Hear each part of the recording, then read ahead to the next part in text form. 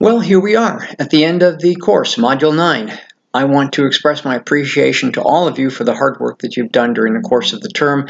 I know that focusing on school during the summer can sometimes represent special challenges, as there are lots of other competing factors in our lives, such as vacations, that can make it difficult to focus on schoolwork. I know that was the case for me when I was a student.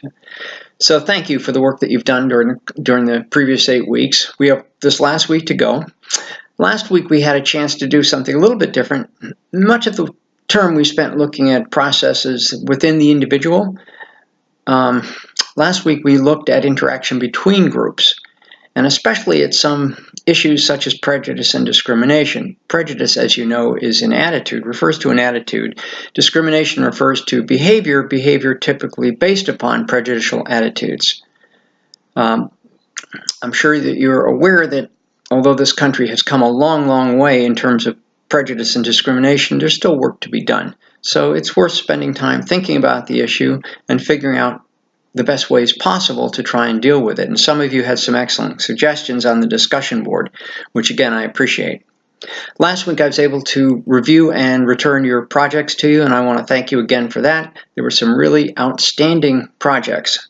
I appreciate the depth that some of you went in analyzing the data that you collected, and also your use of PowerPoint as a medium. Some of you did a great job, especially in terms of using graphics to enhance the presentation. This week, we will be reading a couple of classic articles that deal with issues that we haven't really fully dealt with thus far. For instance, one of them deals with forced compliance. We've already dealt with compliance in a variety of other contexts, such as, well, the example of the video last week with the woman wearing the traffic vest. That's not really forced compliance because she couldn't force anybody to do anything. But there's also forced compliance, and many of us have experienced that in various contexts, such as in the workplace. So we'll have a chance to look more at that issue in that article. There are also a couple of videos on microaggressions, and microaggressions are controversial. Some people regard what is referred to as a microaggression as simply taking the idea of offensive behavior too far.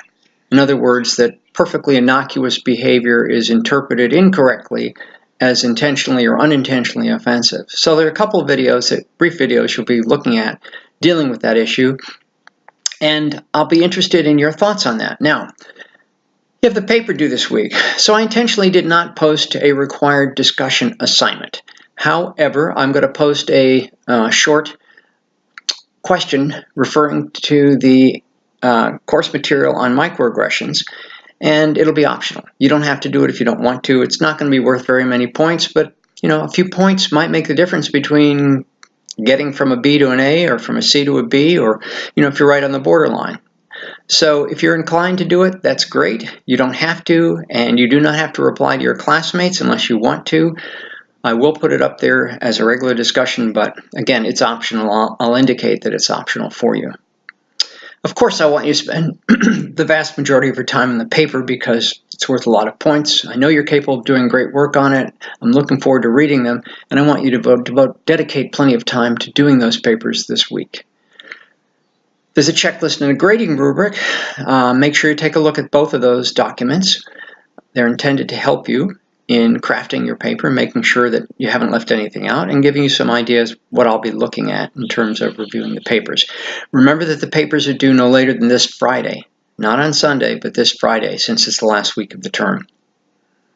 And as always, if you have any questions, I'm available. I'll be checking my email every day of the week, right up until Sunday. So please, if you have questions, don't hesitate to send them my way. I'll be happy to answer them for you. And again, thank you so much for the work that you've done this term. I've enjoyed working with you over the past 8 weeks, and it'll be 9 weeks this coming week. And I wish you the very best in moving forward in your future courses and your future professional endeavors. Good luck on the papers.